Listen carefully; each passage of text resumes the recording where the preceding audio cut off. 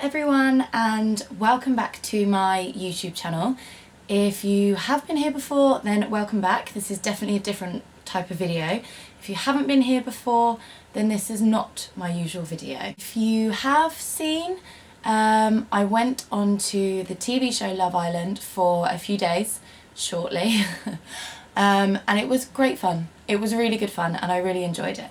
It was shorter than I would have liked and I definitely would have liked to have got more of a tan, but it was good fun nonetheless. So today I'm filming a Love Island Q&A. I did do a blog post about some of the things that went on in our second villa, which was called Casa Amor, but not a lot of you got to see, well, none of you got to see some of the fun things that went on. So I wanted to write a blog post to explain some of the things that happened, explain my sort of how it works when you get in there and things like that. So I'll link the blog post down below if you wanted to read about some of that stuff. But I did get a couple of requests to do a Q&A video. So I asked you to send in some questions over on Instagram and I'm going to answer some of those now. So the first question I've got is from Owen M, and he said, who was the nicest in the villa? So in our villa we had all of the new girls and I think it was 5 boys in there. So we didn't get to meet sort of all the girls or all of the new boys. We met the new boys when we came out, the ones that had been dumped, but we didn't meet anyone from the big villa in during filming. So out of the girls, I probably initially got on with sort of Amelia and Danielle the best. So I would have said that they were the nicest, like while I was in there, of the girls. And then probably boys, I'd say Marcel obviously is the sweetest person, and also Chris is actually a really genuinely nice, good-hearted guy. So the next question is from SXM7861. I don't know what name that is, but I'll go with that. And they said, what do you think about Dom and Jess? So obviously I was in there with Dom, and before I went in there he was my pick. I knew that him and Jess were sort of a strong couple, but we were put in there to stir things up, so I kind of just went with it for the time being. I think he did talk about her a lot while we were in there, and he even slept outside for kind of half of the first night, and he really didn't want to offend her or anything like that. So I do think there is a real genuine connection there between them, and I do wish them all of the best. My next question is from Julie Tritcher. I think I'm saying that right. Oh, Juliet Richer. And she says, who was your least favourite boy and least favourite girl on the island? P.S. Wish you was in the island longer. Thank you, Juliet. And least favourite boy and least favourite girl. Oh, it's a horrible one because I didn't really strongly dislike anyone, and I think it's difficult to say least favourites when you don't really want to offend anyone. But I'd have to say probably, I don't know, I didn't really have a least favourite boy. But if I was going to go for the person, okay, let's go for the person I fancied the least, because all of their personalities were amazing, so I'm going to have to go looks wise, and that would have to be Kem, because I just don't find him good looking, and he's cool and he's so fun in real life and he is such a nice guy and I have nothing against him at all. But if it was the person that I fancy the least, then probably him. And he's also about the same height as me as well, and I like to wear heels a lot, so I just don't fancy him. Sorry, Kem. And least favourite girl. Again, don't strongly dislike this person, but it was just someone that I spoke to less and maybe necessarily didn't gel with as much, and I'd say that was China, just because we didn't really talk a lot. Again, there's nothing really bad to dislike, but we just didn't talk that much, and maybe if I spent more time with her or I got to know her, because we were still only in there for 3 days, well, 2.5 days, so I still didn't get a whole lot of time to mix with people and figure out who I really did and didn't like. But yeah, those would be my 2. My next question is from Harry Hamilton, and he said, were you disappointed with how early you left? Straight answer, yes, completely. I didn't realise that we would be in there for such a short time. I didn't know the situation before we went in, so I found out about 20 minutes before I was about to get in the car to go up to the villa that we were in a separate villa and there was a group of girls with all of the boys. So none of us knew the situation before we went.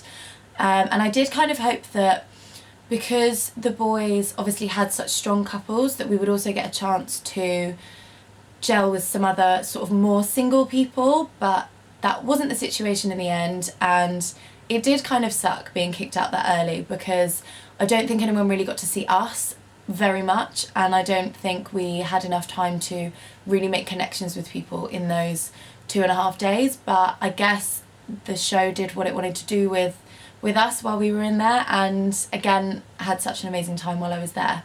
Next question is from Official Mike, not Muggy Mike. Who were you closest with in the villa? So I'm gonna say girls, I was definitely closest to probably Amelia to start with, and then I started to get really close with Shannon as well, and now me and Shannon are actually really good friends on the outside, so we've planned some nights out and things like that, so I'm looking forward to spending some more time with her, definitely. I think while I was in there, probably Amelia or Shannon. Amelia's just hilarious, she's such a fun girl, and me and Shannon have such a laugh as well, so yeah, definitely those two. My next question is from Kiwi Lamont, and they said, in the villa, what did you use your phones for apart from getting texts? Now this is an interesting question because you do have your phones kind of all the time, and all of the boys had their phones, but because there was more of us girls, and I think they had to split the phones between all of the new people in the two villas, which is why we kind of worked out that all of us girls didn't get a phone. So Amelia and China got one because it went sort of alphabetically, and then all of us girls kind of used whatever phone we had, like if we wanted to take a photo or anything like that. So for the challenges, that's when you get kind of a text through on the phone, so you sort of have to keep them near you quite a lot. And if there's like a party going on, or there's gonna be like a recoupling, or there's gonna be something that happens, that's how the producers sort of notify you through the phones.